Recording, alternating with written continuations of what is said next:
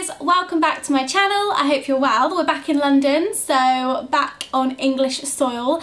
Today we're going to have a little sit down chat. We haven't done one of these in a while, and we're going to talk about my top 10 healthy habits. Now these are the habits I've kind of picked up over the past few years, and they've just become ingrained in my everyday lifestyle. So I think these are the fundamental things that keep me happy, healthy, and mean I can just maintain this lifestyle. I don't fall off the wagon, I don't go crazy and have to go and crash diet. I just stick by these rules, and not even rules, just tips. I just keep these tips in mind every day, and it keeps me in really good stead. So let's get on with the show. Okay, tip number 1. Walk as much as you can. Walk everywhere. Take the stairs at work. Don't take the lift. Walk up the escalator. If you're on the tube, the amount of people I see standing on the stairs, I mean, come on guys, walk. It's free, it's easy, it's cheap. It just means you're getting outside. Often it means you're outside, you're being active, and you just get some fresh air. They're all good things from walking. I'm really fortunate enough that I live really close to work, so I can, but I do walk to and from work every day. I understand some people need to drive, but if you're at work, for example, and you have a desk job and you sit down all day, I recommend trying to get up at least once an hour, walk around the office, or make an excuse you need to go to the loo or make a cup of tea or something, get up, move, and then sit back down again. But really try and walk as much as you can. It's so easy and just so effective. You might hear the phrase steady state cardio all over the internet, but that's essentially just talking about walking. So tip number 2. The next thing I do is I try to drink at least 2 to 3 litres of water every day. Now, I'll be honest, today I'm not doing great, so I've got my water with me, so I'm just going to have a sip now. And this is literally the bottle I carry with me everywhere. In fact, I just got this new one. This one's from Active and Style. It's so cute. Good things come to those who sweat. But I love it because it's got the little flip up bit. But this is what I take with me everywhere. So I always carry a backpack around when I'm on the go and I'm walking. And I take this out when I'm personal training people. I'm constantly talking, constantly thirsty. So I drink probably about one of these a session.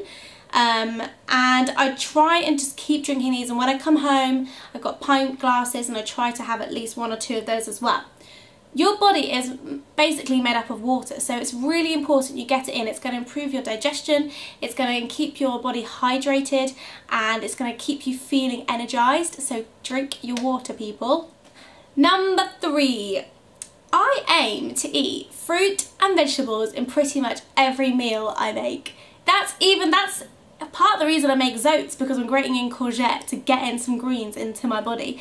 I think it's really important that we focus on protein and carbs and fats and everything like that, but it's really important not to neglect those micronutrients as well. And just simple things like keeping your plate really colourful. So for example, with dinner I try to have like a variety of veg. I love green vegetables, they're really great for you, but I like to have some peppers in there, or some carrots, or all different kind of colours, so to keep it looking pretty as well.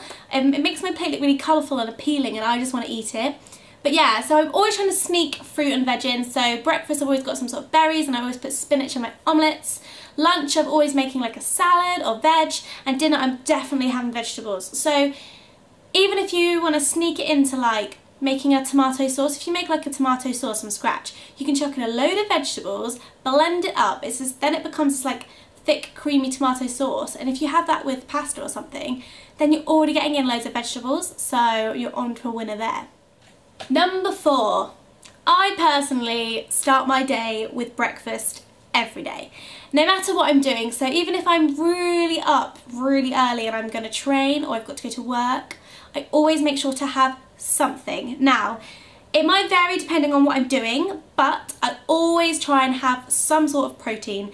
So that will often be my omelette that I make that you've seen before, or like a bowl of Greek yogurt with some berries on top and some nut butter as well. Not necessarily super heavy stuff, but I make sure to start my day with food. Personally, for me, this might be a placebo effect, but personally for me, it's all about, I need to feel energized to really focus and get whatever I need to do, whether that be train my body or train other people. I kind of need it for a bit of mental clarity, and it really works for me. So I always have breakfast. tip number 5 is to work out regularly. Now, I'm not saying you need to work out as many times as I do, but I personally like to work out around about 5 times a week.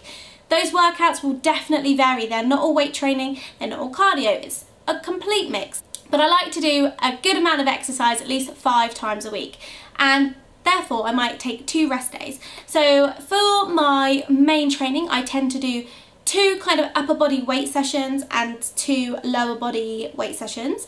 And in those sessions as well, I might add on a little bit of HIIT on the end and a bit of circuits, which I'm really into at the moment. That's kind of what I'm really loving. I also teach spin twice a week, which really helps me get my cardio in, and to me, right now, that's still one of my favourite forms of cardio. I just love it. There's no endorphins like at the end of spin class, but maybe it's because I'm teaching it, I don't know. And then in this summery weather, I'm been loving going for a run. Like, I never thought I'd say that, but Jack and I went for this really great run the other day, and we chucked in some sprints in there too to keep it interesting, and that was really nice. So yeah, I try to mix it up, but about 5 times a week I will work out. Tip number 6. Now, this one I'm not particularly great at sometimes because I lead a super busy lifestyle. However, I really do try. This is to get 6 to 8 hours of sleep every night. Now, I probably definitely get nearer 6, and I know my body personally needs more like 8 to recover well from all the exercise and stuff I'm doing, but like I said, it's a work in progress. However, it is so important to get that sleep in. That sleep is the key time, like I said, for your body to recover, to replenish, to get you ready for the next day and get you mentally ready and physically ready. So really do not neglect your sleep. Yeah, get your sleep. Okay, tip number 7. This is my approach to nutrition. This is how I kind of generally live my nutritional life.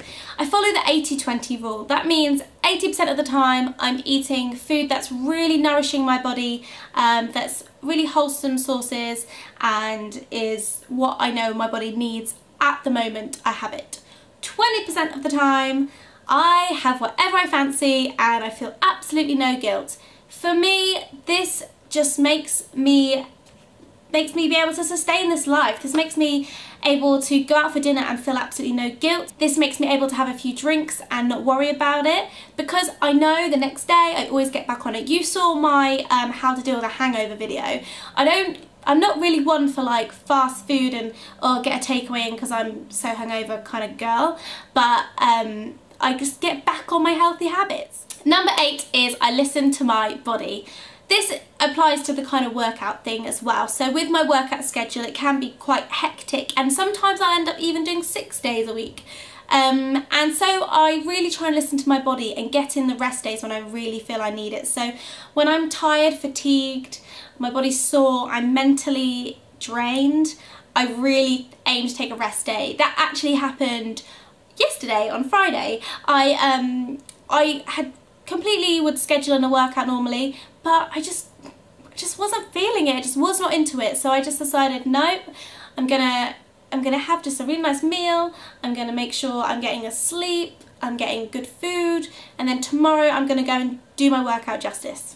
So really listen to your body when it comes to rest days. I personally don't schedule them in. I just intuitively know when my body needs it. So yeah, some people like to do every 3 days have a rest day, but for me it will literally be when I feel like I need it. Okay, number 9 is I cook every meal from scratch as much as possible. That means I know exactly what's going into my food, and I know that I'm using like a lot of fresh fruit, fresh vegetables, good quality meats, and all those kind of things. And number 10, I can't believe we made it to the end, is I make workout dates. I try and make my workout schedule as sociable as possible. This means dragging Jack out on a run. This means meeting up with Zana to go and do F45. This is going to another class, going to Barry's with Alice or something. This is how I try and keep it fun and interesting. Not only do I often get to try something new, where like if it's a class or something, but I get to see my friends and I get to spend some quality time with the people I love, and that makes it a lifestyle. That means, I think the lifestyle thing is about incorporating it into parts of your life and not your life. When I started my journey, I made fitness my thing, and it was me and I was alone. and there wasn't many people I shared it with, so I shared it with the internet basically. So now I want to share this kind of passion I have to be healthy and happy with as many people as possible. So I want to incorporate my friends into this lifestyle as much as I can, and I think it's a really important way to sustain it, because if you're constantly isolating yourself because you're not eating the same as everyone else and you feel like you must go to the gym, then that isn't healthy. But when you're incorporating your friends in, when you've got friends come to the gym with you, when you're happy to go out and try the new kind of brunch spot in town with your friends and your loved ones after your workout, that's healthy, that's a lifestyle, that's sustainable, and that you can do until you're 99. And that's my plan, is to just use these tips to keep me healthy and happy and live as long as I can. So I hope you've enjoyed this video. I really hope it's been helpful. Like I said, these are my top 10 things that I just do on a daily basis and don't really think about anymore. I don't consciously think about it anyway, except this. I need to drink more water, one more sip. Done. All right. Let me know what you think. Please like, please subscribe, and pop a comment below and tell me the healthy habit that you find keeps you on track and that keeps you, like I said, on the straight and narrow. I'll see you next time. Have a great week, and there'll be a new video on Wednesday. Goodbye.